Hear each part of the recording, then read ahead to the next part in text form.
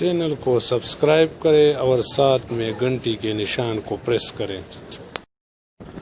بسم اللہ الرحمن الرحیم۔ السلام علیکم۔ تو کیسے ہیں ویورز آپ لوگ سب؟ امید کرتا ہوں آپ لوگ سب خیریت سے ہوں گے۔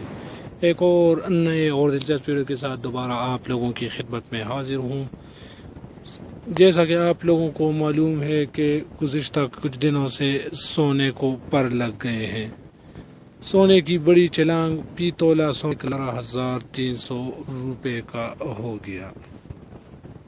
بازار میں سونے کی قیمت ملکی تاریخ کی بلند ترین سطح پر پہنچ گئی ہے۔ فی تولہ سونا 2,100 روپے اضافے کے بعد 1,17,300 روپے کا ہو گیا۔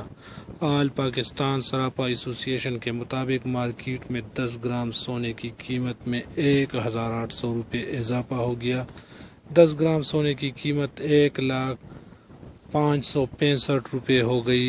خیال رہے کہ گزشتہ روز فی تولہ سونا 1,500 روپے اضافے کے بعد 1,15,000 روپے کا ہو گیا تھا۔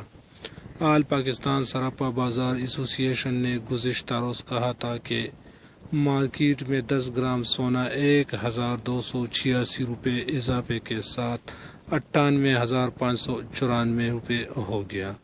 2 روز قبل مارکیٹ میں فی تولہ سونا 2,250 روپے اضافے سے 1,13,500 روپے کا ہو گیا تھا، جبکہ 10 گرام سونا 1,929 روپے اضافے 97,308 روپے کا ہو گیا تھا۔ یاد رہے کہ 2 روز قبل سونے کی قیمت میں 16 روپے کا اضافہ دیکھنے کو ملا تھا، جس کے بعد فی تولے سونے کی قیمت 1,11,250 روپے ہو گئی تھی۔